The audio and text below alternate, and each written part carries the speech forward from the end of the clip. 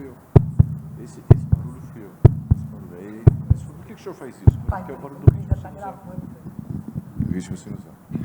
Bem, boa tarde, bem-vindas e bem-vindos presencialmente e virtualmente a mais uma sessão de Minhoca Imagem, onde a gente percebe como medicina é difícil e como a gente tem que ficar atento para os detalhes.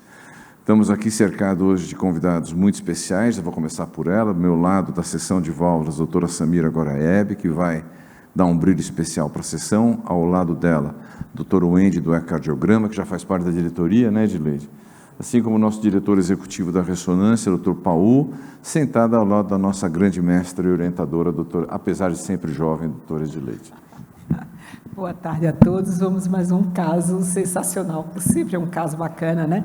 Então, hoje quem vai apresentar o caso é a doutora Mariana Yamashita, nossa residente, e o debatedor no final, que vai fazer uma leve explanação sobre o tema apresentado, vai ser o doutor Vanduí Silva. Então, vamos começar, doutora Mariana.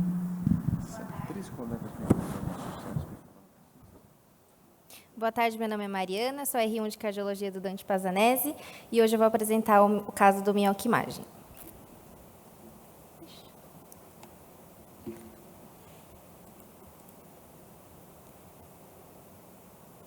Então, a descrição do caso é um paciente do sexo masculino, CHN, de 44 anos.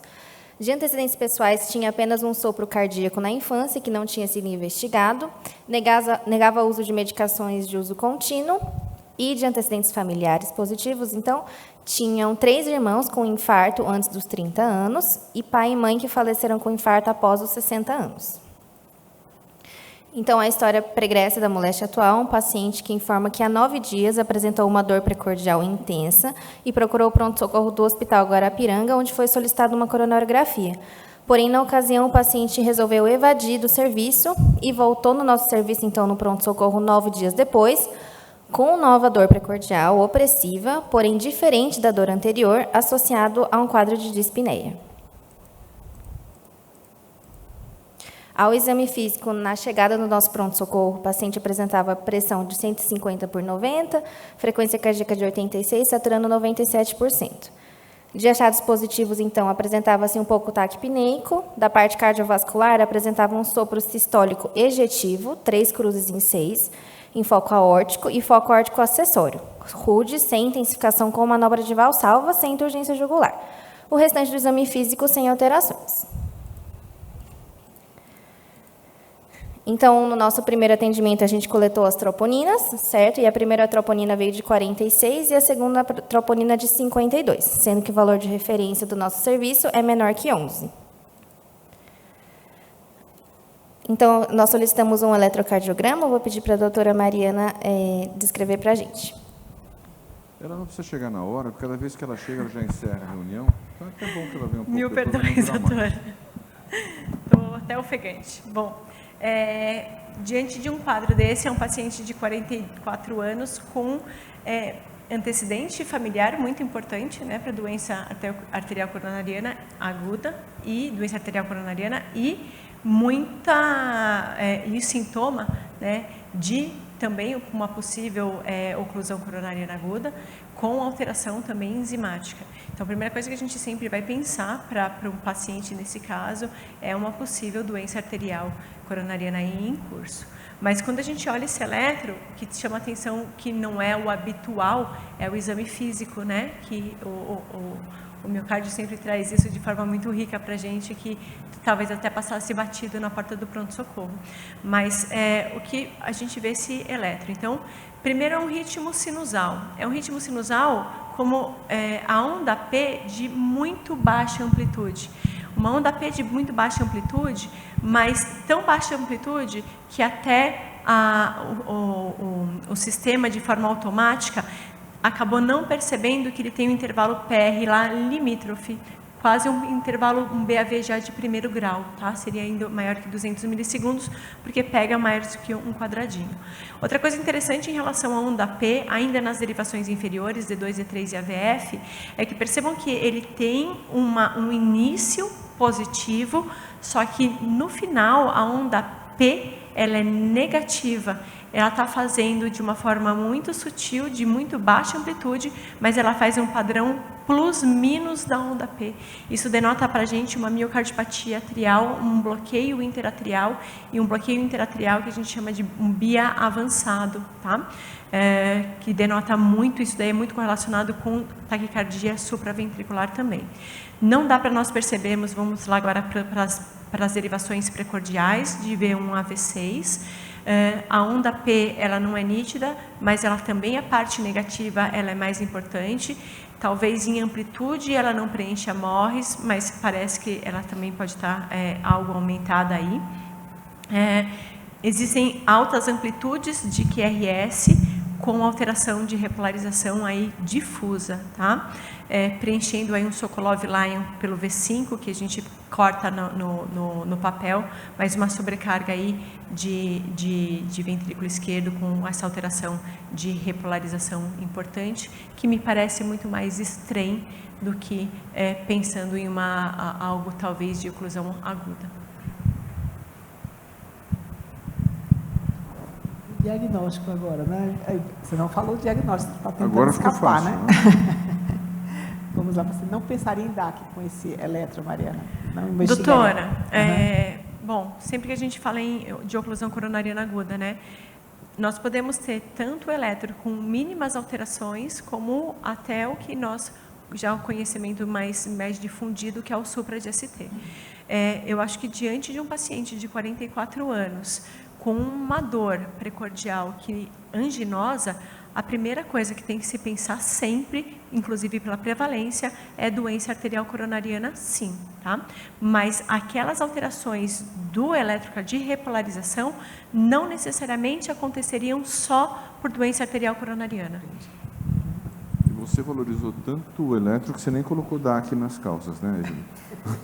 Ficou faltando, né, Eduardo? A possibilidade de DAC aqui. Muito bom, então quem que acha depois disso tudo que é uma cardiomiopatia hipertrófica, levanta a mão. O Eduardo levantou a mão. Quem acha que é cardiopatia hipertensiva, levanta a mão. O Eduardo levantou de novo. Então ele estava em dúvida nas duas. Quem acha que é doença de Fabry, amiloidose. Marcelo, nenhuma das anteriores? Marcelo? Tem que chutar uma, pelo menos, Marcelo.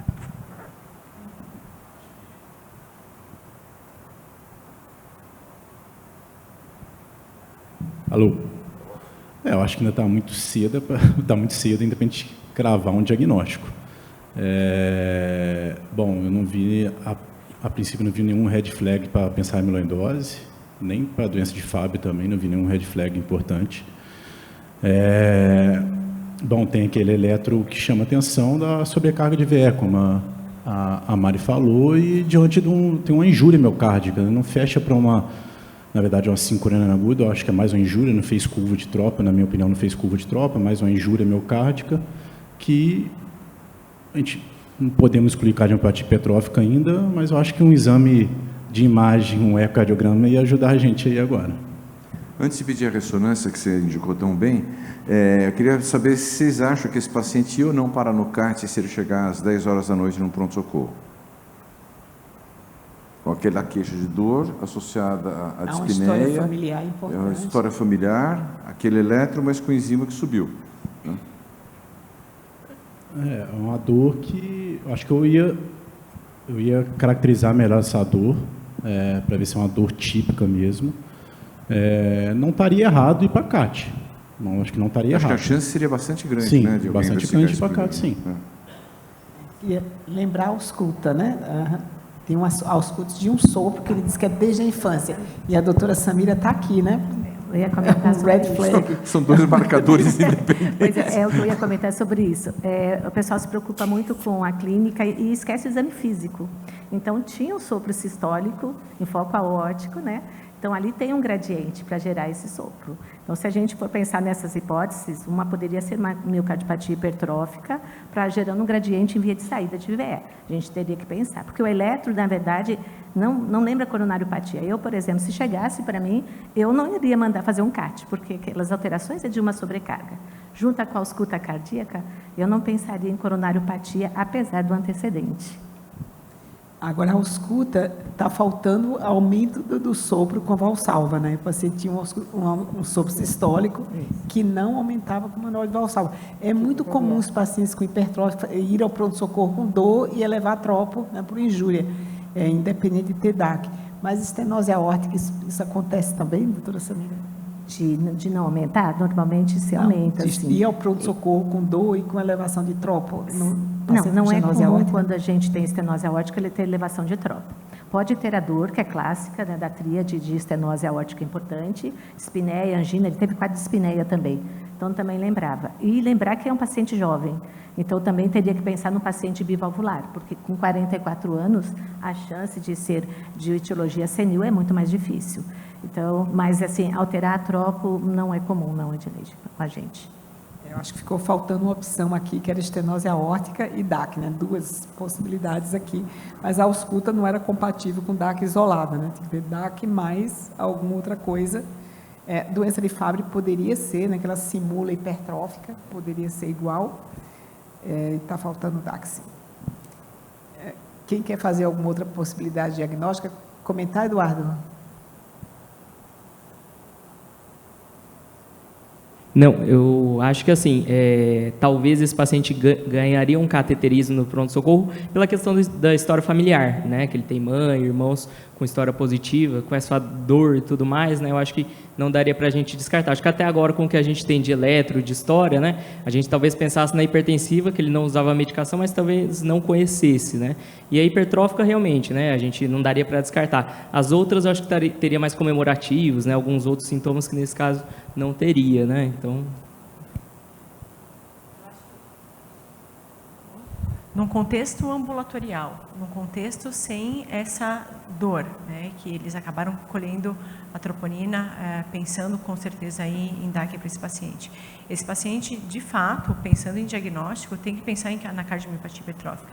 Ele já tem uma alteração de átrio, né, já tem o sopro, já tem alteração de átrio, que mostra que não tem uma coaptação necessária das cúspides, mostra inclusive prognóstico, e toda a alteração de repolarização de sobrecarga a gente poderia ver na hipertrófica também, aquele padrão de strain com o padrão arterial também. Então, num contexto de pronto-socorro com os fatores de risco, eu acho que não tem como não pensar na doença mais prevalente, mas no contexto ambulatorial, eu acho que não tem como pensar em outra coisa.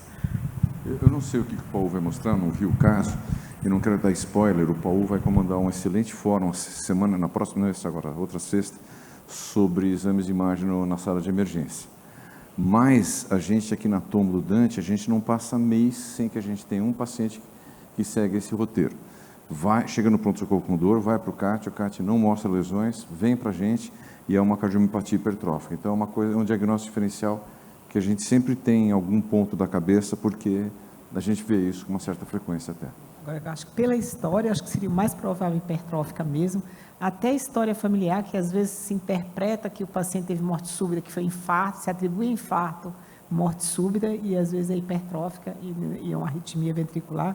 Mas o que pegou aqui, que no exame físico ele tinha um sopro importante que não alterava com a manobra de valsalva. É verdade que às vezes o paciente não faz valsalva direito, por mais que a gente tente orientar, e aí ficaria na dúvida se realmente tem uma valvopatia aórtica mesmo ou é hipertrófica. Mas pela ausculta, ficaria entre essas 2 possibilidades, né? Então, nós, no pronto-socorro, também prosseguimos a investigação com a realização de um raio-x de tórax, que esse raio-x apresentou um alongamento aqui da aorta.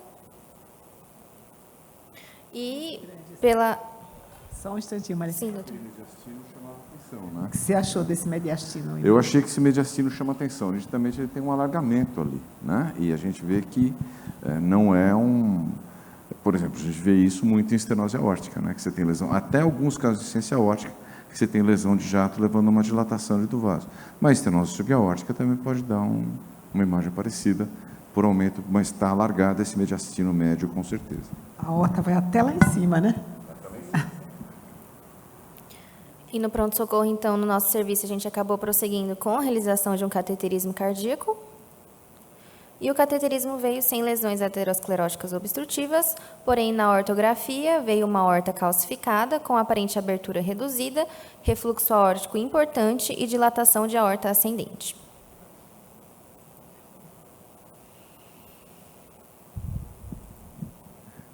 Volta lá. Vamos pedir pessoal escolher de novo. Quem acha... Vamos começar pela B. Quem acha que é a letra B, levanta a mão. Só a Alice e a Amanda acharam. Quem acha que é cardiomiopatia hipertrófica / doença de Fabry, pode votar as duas numa só. Aumentou o número, vocês foram convincentes. E quem acha que não, é um aneurisma de aorta mais insuficiência aórtica? Marcelo e metade do Eduardo. Metade do Eduardo não está convencido. Eu acho que... Alô? Oi. Pode falar, Marcelo. Troca de novo. Oi. Não, acho que aquele sopro sistólico, de repente, pode ser um sopro até de hiperfluxo, né? Pensando em dilatação da aorta, refluxo do uma IAO e um sopro sistólico por hiperfluxo, talvez, pensando na semiologia da coisa. Apesar que a O, a gente pensa no ventrículo mais dilatado e tudo, mas eu acho que na semiologia, pensando nessa aorta mais alongada e dilatada, de repente uma IAO mais de etiologia da própria aorta mesmo, não da válvula aorta, da aorta. Dilatada a aorta, dando uma IAO é importante. Apesar do esperar um ventrículo aumentado no raio-x de tórax. Foi o que eu pensei aqui. O elétron não é muito compatível com IAO, né? É mais de IAO. Músculo, mais de IAO do que de IAO, né? Vocês vejam como, às vezes, o progresso dá uma atrapalhada, né? Como todo mundo parou de medir gradiente pelo CAT, ficou no CAT não dirigido, que antigamente era parte de 100% da rotina do CAT diagnóstico. Hoje você só faz manometria quando tem a hipótese, né? Então ficou a aparente redução da abertura, ninguém tinha certeza de que tinha uma IAO.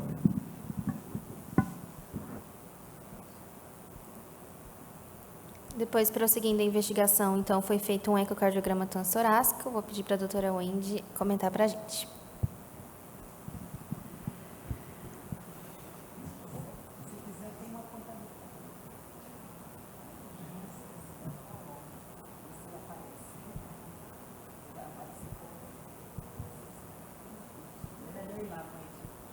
Melhor ir lá, não, isso é só para você mostrar na tela.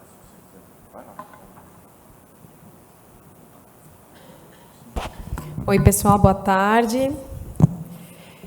Entendo que esse exame foi feito naquela época da internação, as imagens foram passadas para a gente fazer uma reinterpretação do exame da véspera da internação. Vamos lá. A princípio, é uma raiz da aorta que mediu 37 milímetros, dependendo da superfície corpórea do paciente, ela pode ser discretamente aumentada ou no limite superior da normalidade, se o paciente for muito grande, mas já na primeira imagem, essa imagem a gente chama de paraesternal eixo longo do ventrículo esquerdo. O ventrículo esquerdo se encontra nessa região, ventrículo direito, raiz da aorta e a porção proximal da aorta ascendente, que a gente já consegue ver que ele é um pouco mais dilatada, então vão enquadrando as peças com os outros exames paraclínicos que a gente tinha feito, e o átrio esquerdo. Nas medidas que foram realizadas nesse exame, tinha uma raiz da aorta no limite superior da normalidade ou discretamente aumentada, dependendo da superfície corpórea do paciente, com um átrio esquerdo discretamente aumentado, um ventrículo esquerdo de 56 por 34 milímetros, que para homem ainda pode ser considerado normal, e uma relação entre o septo e a parede de 13 milímetros de septo e 10 milímetros de parede inferolateral.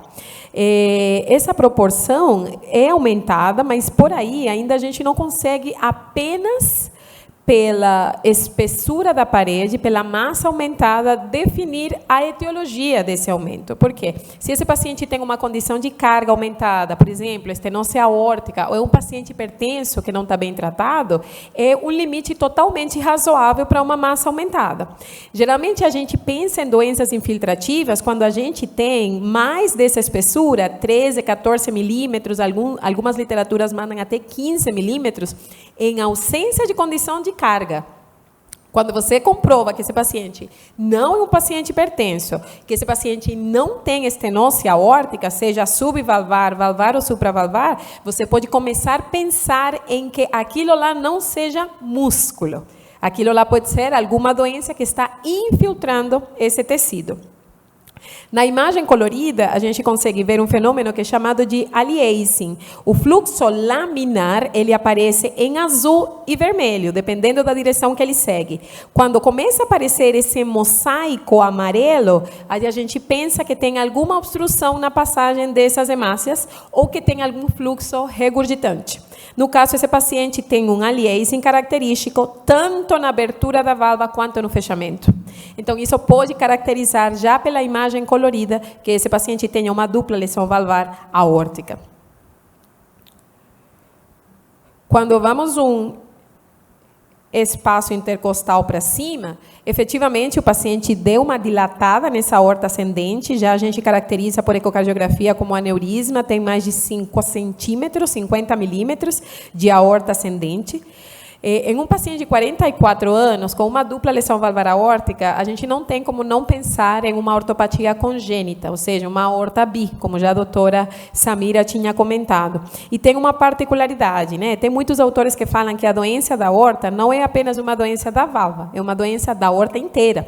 Tanto que a recomendação é avalia a raiz, ou seja, a válvula aórtica, avalia toda a aorta ascendente e tenta chegar com imagem no máximo que você conseguir, no arco aórtico, na aorta torácica descendente e até abdominal proximal. Em pacientes que têm aorta bivalvular, tem uma forma de falar que a doença tem tempo de estragar a aorta ascendente. Então, uma lesão de jato pode facilmente dilatar a aorta ascendente ao longo do tempo. Então, pelo fato desse paciente ser um paciente jovem, eu pensaria menos numa doença calcífica degenerativa por causa da idade. E por causa dele ter também uma aorta ascendente dilatada, pensaria sim que provavelmente o paciente tem uma aorta bivalvular que evoluiu com dupla lesão.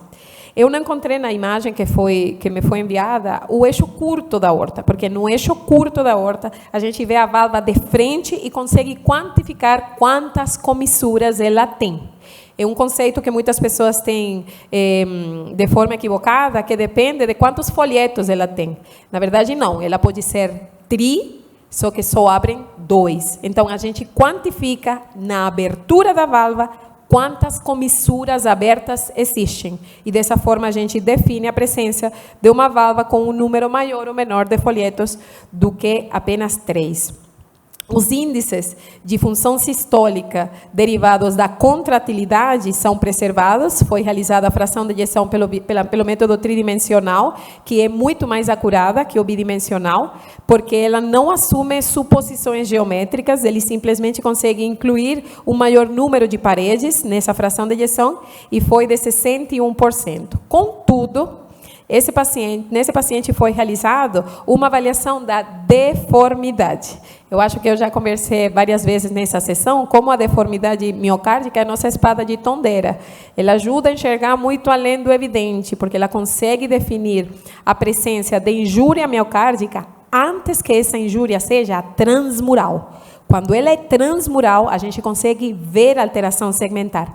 Quando ela é subendocárdica, o miocárdio subjacente pode contrair aparentemente bem, mas a gente vê uma alteração da deformidade das fibras, é o que a gente chama de strain miocárdico. Então, eu posso ter um paciente com fração de ejeção normal e com um strain reduzido. Esse músculo não é normal. Esse músculo está passando por uma injúria. E teve um detalhe que chamou a atenção. O valor normal a gente considera acima de 18%, sempre com esse sinal negativo. E, no caso desse paciente, ele tinha um strain reduzido, ou seja, é um miocárdio que, mesmo com fração de ejeção normal, ele tem uma alteração.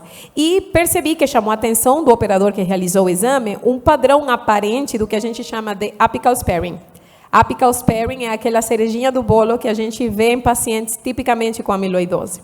Em 2022, a gente tinha menos evidência e qualquer paciente com esse apical sparing, já a gente falava suspeito de amiloidose, suspeita de amiloidose.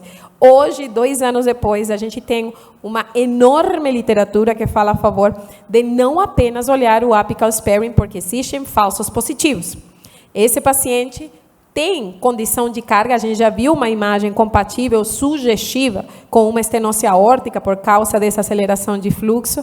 É um paciente que tinha 150/90 de pressão arterial e um paciente que tem um eletro compatível com sobrecarga do ventrículo esquerdo. Quando a gente pensa em amiloidose, deveria ser um eletro com baixa voltagem. A gente, inclusive, no eco, tem dificuldade para ver os complexos QRS quando o paciente tem amiloidose da voltagem tão baixa que ele tem.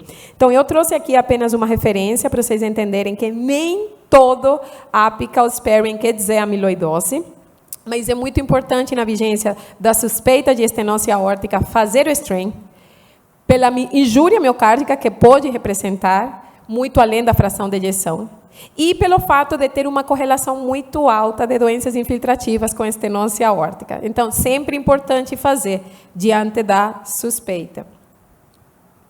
O ventrículo direito tinha função preservada, com strain global longitudinal também preservado, então não parecia ser acometido. E o paciente, quando a gente fez a avaliação da válvula aórtica, eu não tive acesso aos gradientes específicos, mas a velocidade pico dá para ver nessa imagem, que se encontra bem próxima, entre 3 e 4 metros por segundo. Tinha uma insuficiência aórtica associada, que eu não consegui caracterizar como degrau moderado importante, mesmo com os exames complementares que já foram falados aqui, e por equação de continuidade foi caracterizada como uma estenose valvar degrau moderado com 1,5 centímetros quadrados de área valvar. Além disso, o paciente tinha uma insuficiência tricúspide discreta com sinais discretos de HP. Aqui apenas para lembrar para os senhores, todas as bandeiras vermelhas que a gente utiliza para poder suspeitar de doença infiltrativa. Até aqui é um paciente com aumento da espessura miocárdica de forma concêntrica, aparentemente simétrica, pela relação septo-parede, com uma dupla lesão valvar aórtica que foi caracterizada nesse exame como de grau moderado e com aumento importante da aorta ascendente.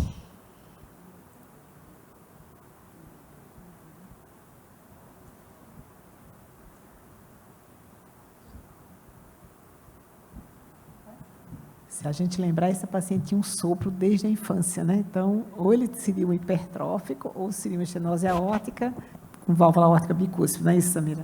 E olha, o que chama a atenção assim, ele não tem uma estenose tão importante para dar aquela alteração no eletro, porque geralmente para você ter uma sobrecarga importante, você tem que ter uma estenose importante. E ele não tinha fração diminuída, então realmente os gradientes condizem, porque se ele tivesse uma fração reduzida, a gente poderia pensar num D2, né, precisar de um amador do butamina, para realmente ver se não seria uma estenose verdadeira, mas no caso aqui não precisa, embora o strain um pouco diminuído, mas não interfere. Então, o eletro também não condiz muito com uma estenose moderada, com uma dupla lesão moderada. Você vê que, realmente, e bivalvar, embora a gente não tenha imagem transversal, que é o que define, a gente vê que tem dilatação de aorta, que acompanha muito, né? A gente sabe que o bivalvar, ele é aórtico, acomete tanto a aorta como a válvula aórtica. E sempre pesquisar também coartação de aorta, outras doenças congênitas associadas. Mas está bem atípico, né? Vamos ver onde a gente vai chegar, né, Edileide? Bom, continuando com os exames, lembrando que cada método tem um ponto forte, né? No caso da tomografia de tórax, um estudo muito importante pela caracterização anatômica dos pacientes. Então, nesse caso, o paciente que a gente pensou e viu alterações já na aorta, o raio-x tinha chamado a atenção, e em contexto de ter um paciente com válvula aórtica bicúspide, é muito importante a gente analisar a aorta, uma medida muito acurada, não só da raiz, sino também para afastar a presença de coartação da aorta, tá? Que não é infrequente achar esse complexo de comemorativo clínico, uma coartação de aorta, um paciente também que pode ter válvula aórtica bicúspide. Então, a avaliação anatômica potencial da tomografia justamente é esse, a gente confirmou essa dilatação da aorta ascendente, que deu em 50, e já chamava atenção esse aumento da espessura. Baseado nos dados que a gente conseguiu fazer na tomografia, tem algumas outras aquisições que conseguem analisar também, num grau tão acurado, a espessura miocárdica, embora as limitações sejam mais claramente por conta de resolução temporal e espacial, mas sobretudo a resolução espacial. Nesse caso, chama a atenção sim o aumento concêntrico, já foi bem descrito no eco, mas também nos chama outros achados comemorativos clínicos que costumam acontecer no CMH, por exemplo, criptas. A gente não está vendo nenhuma alteração anatomicamente muito significativa, aproveitando essa capacidade da tomografia analisar também. Tá? E aqui nosso ponto forte, a avaliação anatômica, a gente vê que uma aorta deitada, né, vocês veem que a relação da aorta, como está mais dilatada, ela costuma ficar mais para baixo. A gente percebe que tem uma angulação, que no raio-x a gente tinha visto essa aorta elongada, vocês veem que ela tem uma direção mais cranial na porção do arco distal, confirma que a gente não está vendo nenhuma coartação acompanhando esse quadro clínico, e já chama a atenção a distribuição da calcificação dessa raiz deixa eu voltar aqui, a distribuição da calcificação acometendo as comissuras, as duas comissuras, como já foi descrito no eco, essa válvula aórtica bicúspide, e aqui um ponto muito interessante. Então a gente vê que tem dois aspectos de apresentação clínica muito diferentes. Aquela patologia degenerativa no idoso, que a gente vê que a distribuição de cálcio é muito diferente, e a gente vê como é uma distribuição de cálcio em um paciente que tem válvula aórtica bicúspide.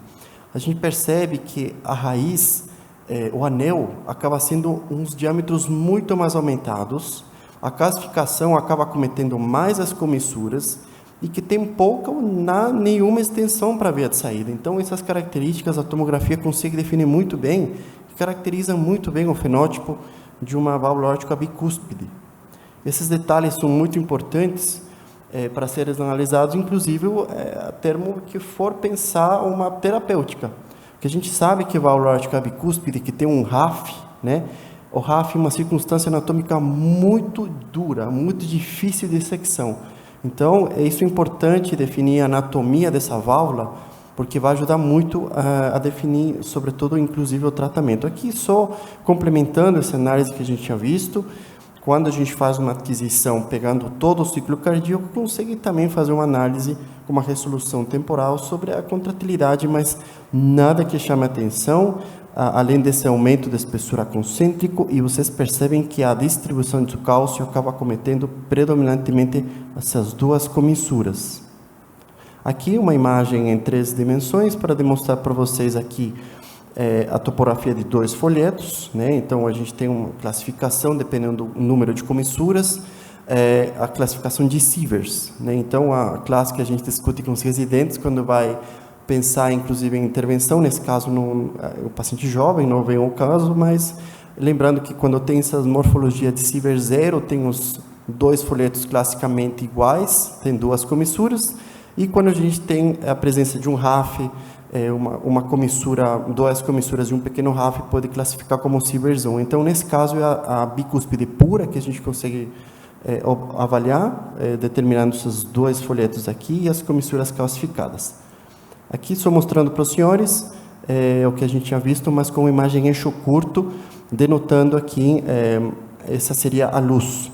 Tem vários comemorativos para discutir sobre a avaliação por planimetria da luz, que é uma circunstância que não vem ao caso agora. Medindo aqui essa dilatação, bateu uma medida de 51 milímetros, então é uma aorta ascendente dilatada, com essa tortuosidade distal, mas que não causa redução nominal. E a espessura concêntrica a gente já tinha visto, extrapolando esses dados anatômicos aqui, uma imagem eixo curto, demonstrando para vocês a espessura sendo uma característica que chama a atenção que ser mais concêntrica. Foi feito também um exame de angiografia de aorta abdominal também, que não denota nenhuma característica que chame a atenção. Vocês percebem aqui nessa reconstrução em 3 dimensões, que é um paciente que tem poucas angulações, não tem outros acometimento aórtico, tem pouca calcificação, quase nada, somente na aorta ilíaca interna esquerda. Vocês veem que não tem nenhuma outra lesão associada. E aqui, vocês perceberem que o potencial de avaliação anatômica da tomografia é muito forte. Mas também, se a gente extrapolar essa capacidade de resolução de atenuação, a gente extrapola e consegue ajudar, em determinados casos, calcular o volume extracelular desse paciente. Então, em pacientes muito idosos, que a gente vê, que são candidatos Otávio, 80 anos, o cálculo de volume extracelular da tomografia é uma realidade, e não é um cálculo nada complexo. A gente opta por uma imagem sem contraste e faz uma imagem tardia pós-contraste, e faz a quantificação do espaço extracelular. Se o volume extracelular estiver aumentado, acima do valor da referência à normalidade, podia fazer a gente pensar em uma doença de depósito, uma delas a amiloidose cardíaca. Então, no caso desse paciente, a medida foi abaixo de 30, então o estudo não é muito compatível com a amiloidose cardíaca. Então, pela nossa avaliação, especialmente anatômica, a gente vê que uma válvula aórtica com morfologia bicúspide, pura, CIV 0, com calcificação, tem uma restrição na abertura, que já foi quantificada e mostrado no eco. A gente, juntando essa informação, tem uma dilatação da arta ascendente, que infelizmente costuma acontecer a esses pacientes com válvula aórtica bicúspide, não tem coartação, e o volume extracelular não é compatível com uma doença de depósito. Então, essa seria a análise da tomografia.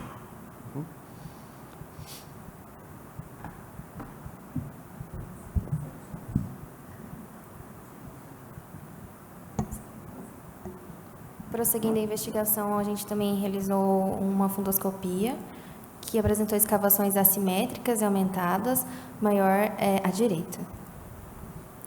Então, de diagnósticos ficou para esse paciente, pelos exames complementares, uma válvula aórtica bicúspide, uma hipertrofia ventricular esquerda e um aneurisma de aorta ascendente. Deixa eu perguntar para o Wendy, qual era o diâmetro diastólico do VE? 55 milímetros. E pela toma? Edileide, e aí? As coisas ficaram meio confusas nesse caso, né? Até porque a gente achou que a estenose aórtica não era tão importante, né? Tinha tanta hipertrofia ventricular, mas a gente não conseguiu melhorar muito o nosso diagnóstico. A gente trouxe aqui a Samir para ver nos ajudar nesse aspecto. Então, só para falar, você falou do sopro desde a infância, né? Então, normalmente, o que acontece? O bivalvular, ele tem folhetos de tamanhos e formatos desiguais. E aí, o que acontece? Na hora que eles fecham, normalmente, eles acabam dando um soprinho, formando sopro por uma coaptação meio inadequada pelos tamanhos diferentes. Então, muitas vezes, o paciente assintomático passa desapercebido ao longo da vida, o diagnóstico, na maioria das vezes, ele é tardio, só realmente ele é mais precoce quando tem uma coartação, uma doença congênita associada. E na ausculta, você pode ter um estalido de abertura ou um soprinho. Então, talvez esse sopro já fosse do bivalvar lá atrás. Mas o quadro não está bem caracterizado. Eu acho ainda que estamos faltando recursos, né, gente? Porque não está um típico do que a gente vê na enfermaria do bicúspide, não está um quadro típico de bivalvar. A outra coisa que eu não estou conseguindo encaixar, que eu ia te perguntar, é assim, o que deu início para a história toda, que é a elevação enzimática. E embora assim, não tenha um valor de fração de ejeção muito baixo, ele tem uma eficiência aórtica também, que ajuda a aumentar a estimativa da fração de ejeção, mas ele tem nitidamente um aumento da espessura e um ventrículo que bate meio esquisito. Assim, eu olho para esse ventrículo, esse cara não é normal. Acredito que aquela enzima tenha aumentado. Né? Dá para acreditar que aquilo não tenha sido um problema de laboratório, mas um fato real. O que pode fazer aumentar, ter uma injúria miocárdica com elevação enzimática no paciente com válvula aórtica bicúspide? Só se eu tiver realmente... Bom, a hipertrofia em si só, ela exige mais consumo de O2, mas ali não está justificado, né? Então, o que realmente está causando essa injúria, eu não sei te responder, Bray, porque, assim, teoricamente, pela doença valvar, não se dá.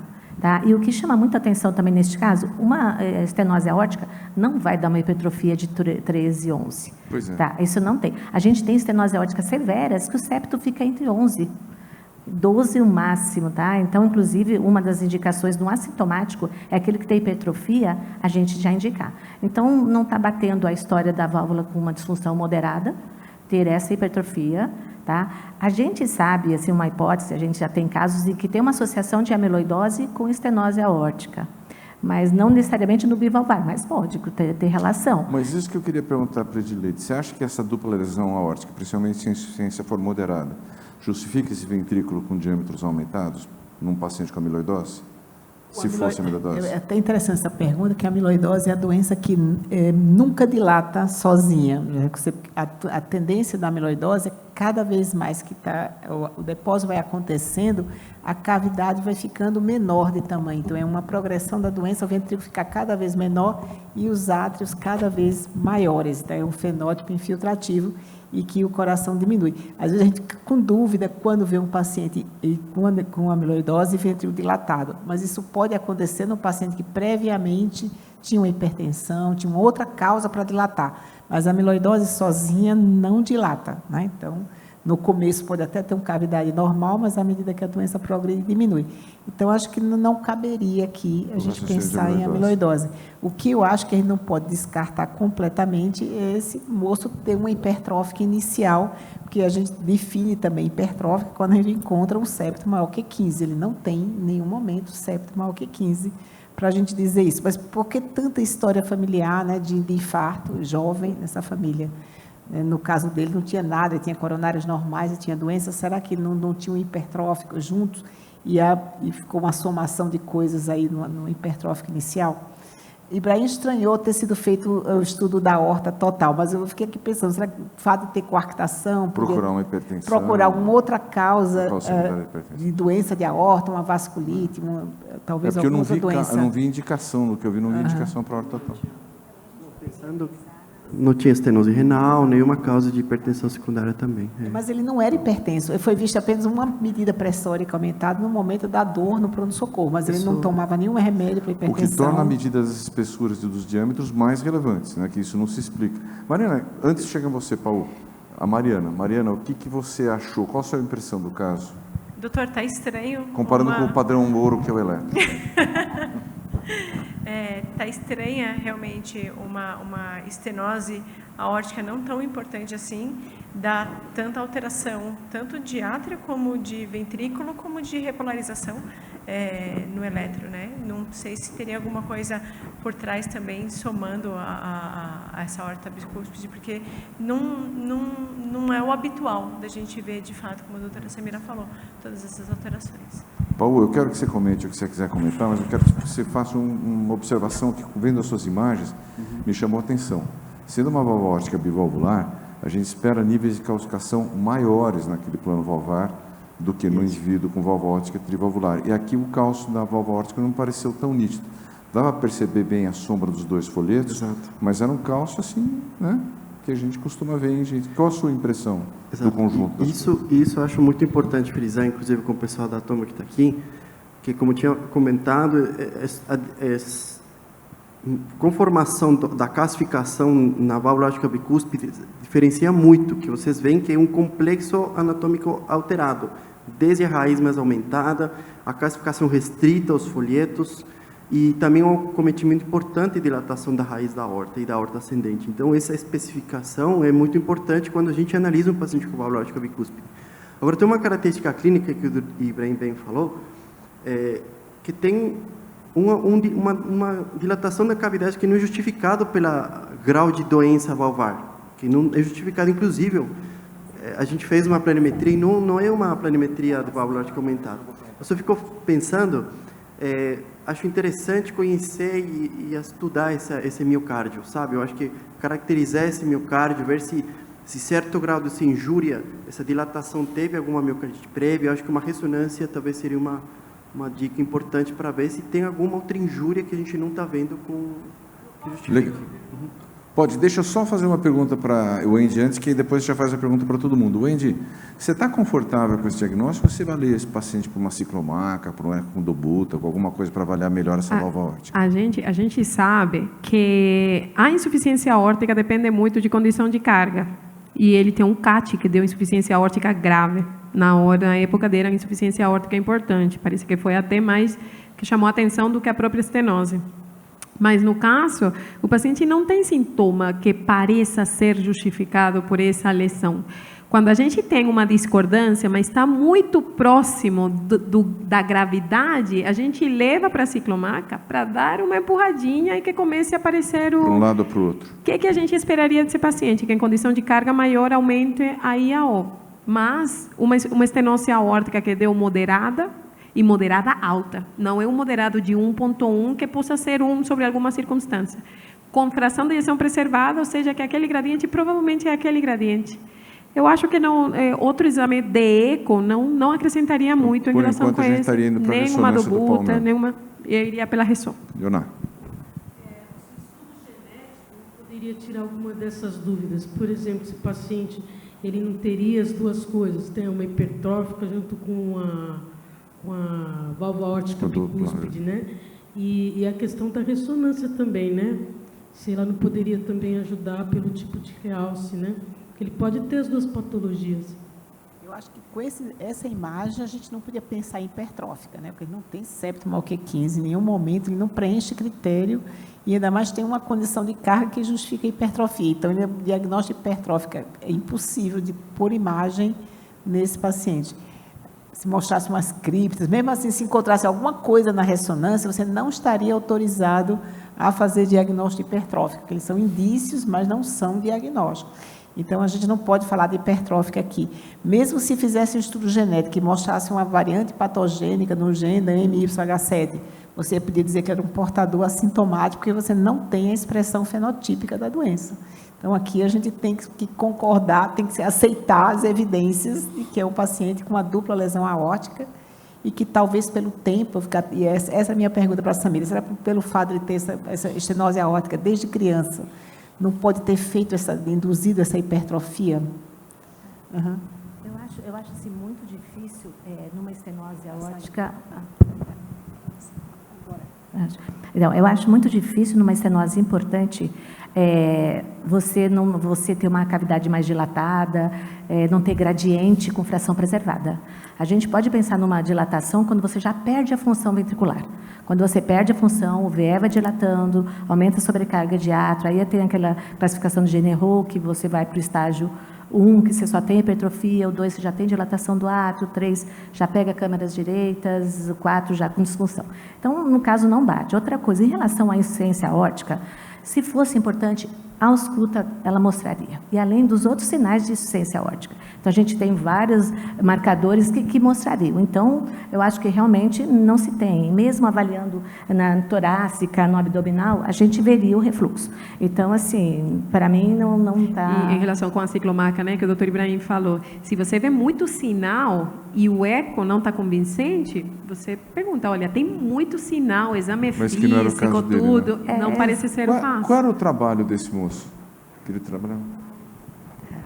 Em relação a você falar da genética, eu tive na SOCESP, fui debatedora de alguns trabalhos, e teve um trabalho muito interessante que mostrou a associação de uma hipertrófica com o Marfan, e que foi diagnosticado na genética. Então, foi um trabalho bem bacana apresentado, mostrando, alertando a gente que essas combinações podem existir. Isso só foi dado o diagnóstico pela genética, tá? Porque algumas coisas não batiam. Então, acho que tem horas que, quando a gente não chega, a genética ajuda, né? Mas vamos lá. Mas o que a gente sabe é que a genética é sempre depois de você categorizar o fenótipo. Primeiro você diz, tem um fenótipo, eu vou atrás se o genótipo bate.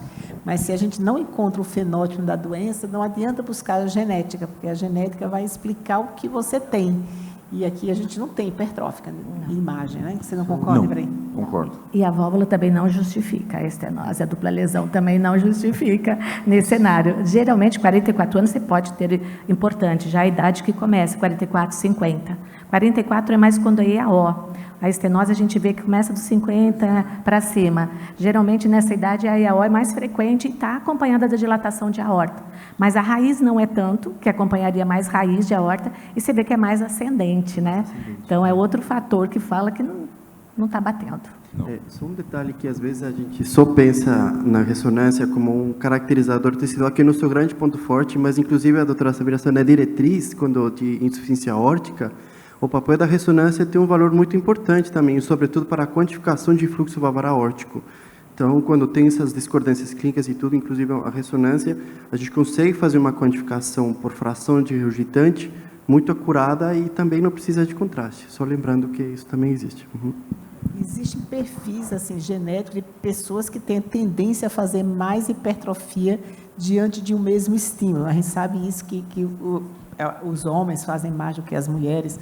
De repente, ele pode estar usando alguma medicação que estimule hipertrofia, né? Tem drogas catecolaminérgicas. Por isso que eu perguntei coisas o que ele fazia de hábitos de vida que podem ter influenciado essa hipertrofia maior desse paciente. Agora, no congresso da SOCESP, eu ia comentar exatamente isso. Agora, no congresso da SOCESP, eu vi 3 casos de instituições distintas que alguma coisa acabou desencadeando uma hipertrofia. Num foi uma mulher que usou testosterona por 10 anos, no outro foi um homem que resolveu fazer musculação depois dos 50, e no outro foi uma criança que tinha uma estenose aórtica leve e o ventrículo acabou espessando muito. E nenhum deles tinha aquelas mutações evidentes, era sempre uma variável de significado incerto. Então, de repente, investigar os hábitos de vida dele pode trazer alguma informação a mais para nós. Mas vamos ver o que o Vanduí tem para falar de válvula órtica bicúspide. Fala para a gente. Bom dia. Caso desafiador, né? Acho que diagnóstico difícil, faz a gente pensar, né? Mas tinha esse achado exuberante da válvula órtica bicúspide, então a gente trouxe para discussão aqui. É uma cardiopatia relativamente comum, acomete cerca de 1% da população, tem um componente genético e hereditário importante, né? E geralmente vem associado com outros defeitos cardíacos e aórticos, né? Pode vir com defeito do septo ventricular, persistência do canal arterial, coactação da aorta, aneurismas, insuficiência aórtica e estenose aórtica. Da anatomia da válvula, as cúspides são desiguais, geralmente tem uma RAF, né? Um corpinho fibroso que une as válvulas, e margens lisas, né? E essa fusão dos folhetos pode acontecer de várias formas. O mais comum é o folheto coronário direito e esquerdo, que representa 80% das alterações vistas. A prevalência, foi dito, 1% da população, é mais presente em homens do que em mulheres, 3:1. O componente genético é autossômico dominante, uma penetrância incompleta, vem com associações em alguns cromossomos, o mais proeminente é o 9, mutações nos genes NOT1, GATA56 e NKX2. É uma prevalência em torno de 10% em parente de primeiros graus e associação com síndrome de Turner e síndrome de Loeys-Dietz. As lesões cardiovasculares associadas são bem proeminentes, então, assim, como o doutor tinha citado, às vezes coactação da aorta, insuficiência e estenose. A estenose bem mais comum em termos de prevalência do que a insuficiência. E na fisiopatologia da doença vem também pela diminuição da resistência da parede da aorta a aneurismas e uma probabilidade de dissecção aí com o avanço da doença e com o grau de lesão, né, do avanço da doença. As manifestações clínicas são variáveis, dependem muito de como é que está a função dessa válvula e do grau de lesão. Então, o paciente ele pode ser assintomático e ter sintomas de disfunção valvar, evoluir com endocardite, aneurisma de aorta ascendente e dissecção. Dispneia, tontura, angina e síncope podem estar presentes nesse paciente, não é incomum. O sopro é caracterizado como ejetivo, principalmente em foco aórtico, que pode vir com ou sem clique, né? O diagnóstico geralmente é feito por ecocardiograma, vem com uma sensibilidade que chega a 92%, uma especificidade de 96%. Em casos de dúvida, pode ser lançado mão de tomografia ou ressonância, mas não é comum. Geralmente o eco ele faz o diagnóstico. Da história natural da doença, no que compete à válvula, 65% dos pacientes podem evoluir com estenose. A insuficiência é menos comum, vai de 1% a 5%. A endocardite é achada em 14%. Cerca de 1/3 desses pacientes vão ter complicações ao longo da vida, né? 1/3, às vezes, vão passar sem ter nada, mas 30% aí vão complicar com alguma dessas coisas.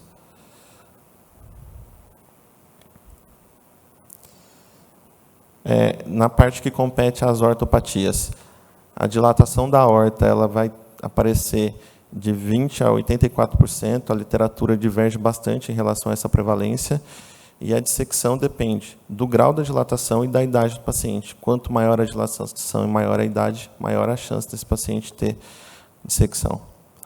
A fisiopatologia envolve tanto os mecanismos da aorta, quanto o estresse de cisalhamento da válvula. Essa questão genética também envolve uma diminuição das propriedades mecânicas da aorta, o que facilita essa dilatação, né?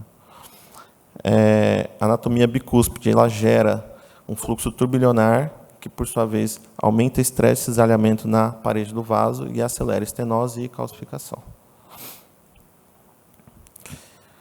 E O manejo da doença envolve vigilância, né? Assim, não tem muita medicação, muita coisa que a gente possa fazer no sentido farmacológico. A gente vigia e a gente intervém quando necessário, tanto da parte da aorta quanto da parte da válvula. A hipertensão, quando presente, ela é um fator que também piora o quadro, então a gente trata, mas a terapia farmacológica hoje a gente é limitado. Em relação à endocardite, o que a gente faz é a educação do paciente e prevenção. Então, a gente educa a higiene, a parte odontológica e o reconhecimento precoce de sinais e sintomas. Eu trouxe esse artigo, foi feito aqui pelo Dante, foi publicado ano passado, da nossa equipe da hemodinâmica. Tem-se na literatura uma divergência em relação à segurança de implante de TAV, né, nos pacientes com valvulopatia aórtica bicúspide. Mas uma série de casos publicados aqui mostrou para nós uma segurança, pelo menos no estudo observacional, um implante de TAV. Então, foi feito pela equipe aqui, juntou casos de 2020 a 2023, foram 130 pacientes que foram submetidos a TAV, 15% tinha válvula aórtica bicúspide. Não foi encontrada diferença significativa no sucesso da TAV nesses pacientes. A análise estatística não evidenciou diferença significativa nos dados pesquisados, e esses resultados sugerem que não há uma contraindicação nesse momento para a aplicação de TAV nesses pacientes. Claro que é um estudo observacional, é um estudo retrospectivo, então, assim, precisam de mais estudos, né? Mas tem essa evidência nossa aí. Da monitorização, né? Tantas diretrizes nossa, europeia, né, sugerem, tanto para a estenose quanto para a insuficiência, um padrão de vigilância parecido, nos casos graves de 6 a 12 meses, nos moderados em torno de 2 anos, em casos leves, 3 a 5 anos. Quando você tem normais, né, 3 a 5 anos, uma aorta de 40 a 49, 12 meses, e de 50 a 54 milímetros, ou mais do que 3 milímetros de avanço ao ano, uma avaliação cirúrgica mais precoce. E na presença de válvula aórtica bicúspide, a gente liga o sinal de alarme quando a aorta tem mais do que 45 milímetros, ou mais do que 50 milímetros, com história familiar de dissecção ou progressão rápida da dilatação. Voltando ao nosso caso aqui, né, um caso que tem muitas nuances, assim, provavelmente não é uma coisa só que justifica, mas assim, o que fala a favor dessa hipertrofia ventricular, a estenose aórtica com a válvula bicúspide ao longo do tempo pode levar a hipertrofia, o que não fala a favor é essa estenose moderada. Ele não é hipertenso, mas tem esse pico hipertensivo relatado, a gente não tem um mapa confirmatório, mas assim, níveis de pressão elevado podem contribuir com a hipertensão, mas ele tem uma fundoscopia de olho normal, e alguma doença de depósito que a gente não tem o diagnóstico. Mas, assim, o aspecto granular de imagem, né? Mas a idade jovem, hipertrofia ventricular no eletro, fala contra também. Bom, o que eu trouxe foi isso, doutora.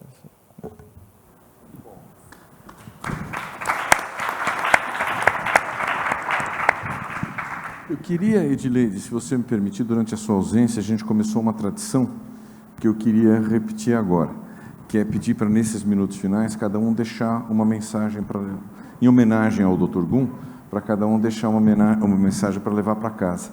Vamos deixar para o final dos clínicos, vamos começar pelo eletro. Mariana, o que você acha que a gente pode levar para casa desse caso?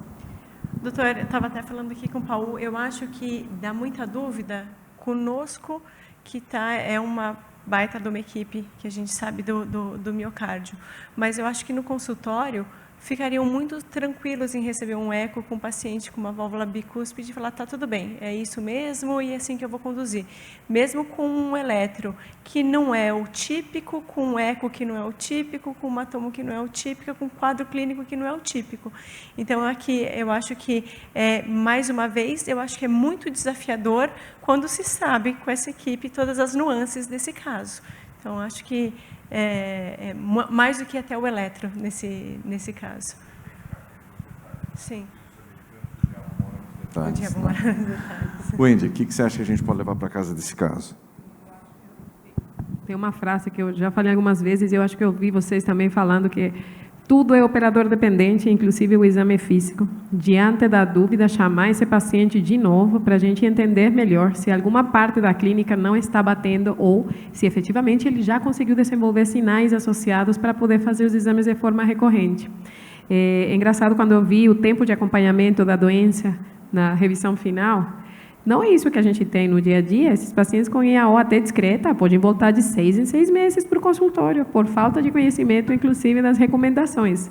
Eu acho que isso também é importante para a gente, além de ter um diagnóstico mais certeiro, para a gente não fazer o overtreatment, porque a gente também pode estar causando investigações desnecessárias, divergência entre métodos. Eu acho que é uma coisa muito importante que a gente tem que tirar. E o que o Paulo falou, a ressonância também para avaliação de casos onde tem divergência entre a imagem e a clínica é uma coisa que a gente tem que pensar e repensar. Eu mesma não tinha pensado nessa possibilidade, eu pensei mais no ecoestresse, mas a ressonância é extremamente valiosa e é a mão direita da gente como ecocardiografista. Paulo, quero ver se ia além dessa mensagem de paz e de amizade que a Wendy deu agora. Eu fiquei sem palavras, estou brincando. Não, mas o que a gente tem que resgatar é o seguinte: tudo começa com uma avaliação clínica adequada e avaliar uma suspensão clínica adequada, porque os métodos são uma complementação. Então, a gente quer complementar ou forçar, a gente não vai forçar o que o clínico quer, a gente vai encontrar os achados e demonstrar a hipótese diagnóstica. E lembrando do papel, acho que reforçar isso da ressonância magnética e dos métodos, cada um tem seu forte, a avaliação anatômica da tomografia e a caracterização da ressonância, mas também essa possibilidade de avaliar os refluxos e insuficiência, sobretudo na válvula aórtica, que é muito importante para definir, porque um principal ponto de discussão aqui é o seguinte: se a gente definir que foi uma IAO importante, com uma dilatação dessa aorta, a gente define a vida do paciente e a conduta. Então, eu acho que o principal ponto é a gente definir se os dados clínicos não nos estão ajudando, deveriam ser os principais, a evolução clínica e tudo. Uma clínica de IAO é muito clássica, 15 sinais clínicos de avaliação física, eu lembro, na clínica médica, mas também esse dado quantitativo, os métodos conseguem, e a ressonância ajudaria a classificar esse paciente, encaixar ele para resolver e definir a conduta. Então, só lembrando esse outro papel da ressonância. Perfeito. Nós vamos trazer esse caso depois da ressonância e o Paulo vai explicar por que o realce foi negativo. Samira, o que a gente leva para casa desse caso? Eu acho que a importância de um diagnóstico precoce no bivalvular. Por quê? Porque 1/3 pode evoluir com comorbidades e que pode ser fatais. A gente sabe que muito atleta que tem morte súbita, ele era um bivalvar, porque o aneurisma de aorta ou dissecção de aorta, ela pode acontecer independente de lesão valvar. Então, você está tranquilo do que a válvula não tem nada, ficar tranquilo, está errado, ele pode evoluir com aneurisma. Então, a mensagem que eu quero dizer, inclusive, a incidência na população, ela está mais que 1%, ela já está em 2%, e ainda a gente acha que está subdiagnosticada.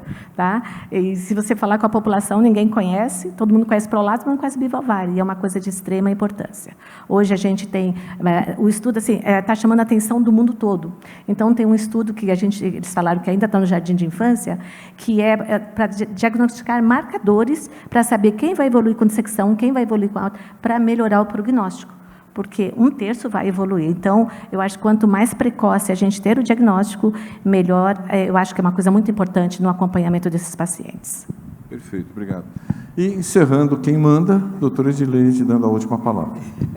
Então, eu acho que, neste caso, nós vamos fazer ressonância, eu concordo que vai ser interessante. Nós vamos fazer também o estudo genético, porque nesse ano o PROAD-SUS ele expandiu as indicações de exoma nesses pacientes com válvula aórtica bicúspide. Vejam a importância que estão dando a essa patologia, mas, sinceramente, eu acho que a gente não vai acrescentar muitas coisas, porque na clínica a gente vê isso, muitas coisas não têm explicação. Por que essa HV é importante? Eu acho que hábitos de vida, algumas coisas que a gente não tem acesso, porque o paciente não nos conta, podem justificar parte das coisas que a gente não compreende na evolução desse caso.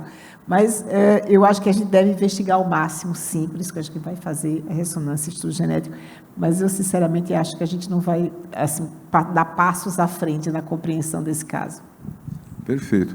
Queria agradecer a todos pela presença, agradecer a apresentação do caso e a revisão, sempre feita com muito capricho, e deixar essa mensagem, que eu acho que tudo é operador dependente, sim, Wendy, mas eu acho que o mais operador dependente é a anamnese e o exame físico.